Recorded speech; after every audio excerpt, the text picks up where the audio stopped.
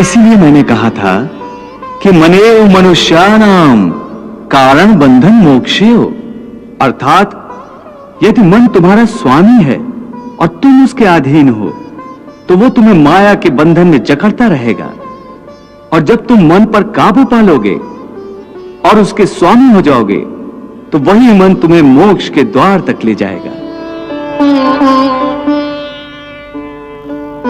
हे मधुसूदन, यह कहना तो बहुत आसान है कि तुम मन पर काबू पालो, मन के स्वामी बन जाओ, परंतु यही तो सबसे दुष्कर कार्य है। हे केशव, मन तो वायु की तरह चंचल है। जिस प्रकार बहती हुई हवा पर काबू पाना असंभव है, इसी प्रकार इस चंचल मन को अपने अधीन करना अति दुष्कर काम है। हे अर्जुन, तुम्हारा यह कहना सत्य है कि मन अति चंचल है, उसे अपने वश में करना बहुत मुश्किल है। मुश्किल है जनार्दन, असंभव है। नहीं अर्जुन, मुश्किल अवश्य है परंतु असंभव नहीं है। तुम्हारा कहना है कि मन को वश में करने का कोई तरीका, कोई साधन भी है? अवश्य है। क्या है वो तरीका? असंशयम महाबाहो मनो दुर्निग्रहम चलम अभ्यासेन तु कौन्ते वैराग्येन च गृह्यते। अर्थात मन को वश में करने के लिए उस पर दो तलवारों से प्रहार करना पड़ता है। एक तलवार अभ्यास की है और दूसरी तलवार है वैराग्य की। अभ्यास और वैराग्य? हां, अभ्यास और वैराग्य। देखो अर्जुन, अभ्यास का अर्थ है निरंतर अभ्यास।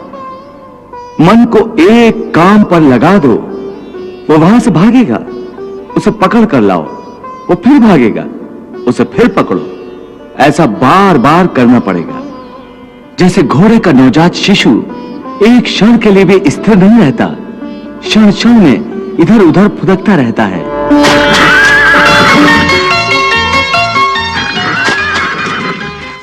उसी प्रकार मन भी क्षण क्षण में इधर उधर फुदकता रहता है।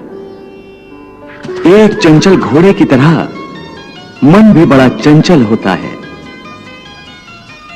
और ऐसे चंचल मन को काबू करना उतना ही कठिन है जैसे किसी मुंहजोर घोड़े को काबू करना। ऐसे घोड़े को काबू करने के लिए सवार जितना जोर लगाता है, घोड़ा उतना ही विरोध करता है और बार बार सवार को ही गिरा देता है। परंतु यदि सवार दृढ़ संकल्प हो तो अंत में वो सरकश घोड़े पर सवार हो जाता है। बस फिर वही घोड़ा सवार के इशारे पर चलता है।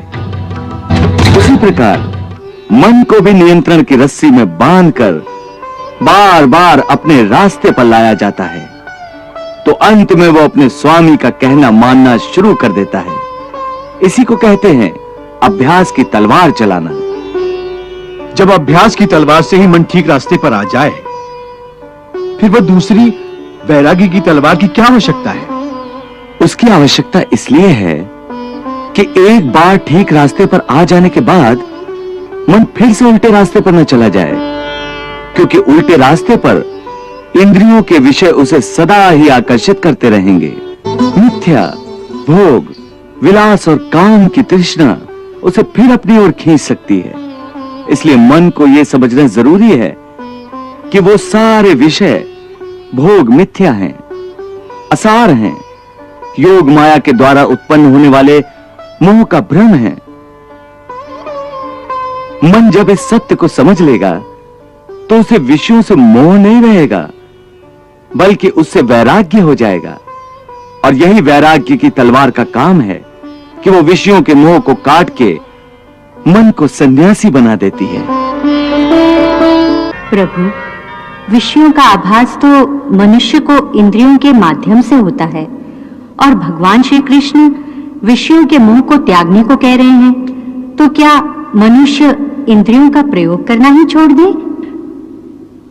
तो भोग विलास में आसक्ति के त्याग की बात कर रहे हैं।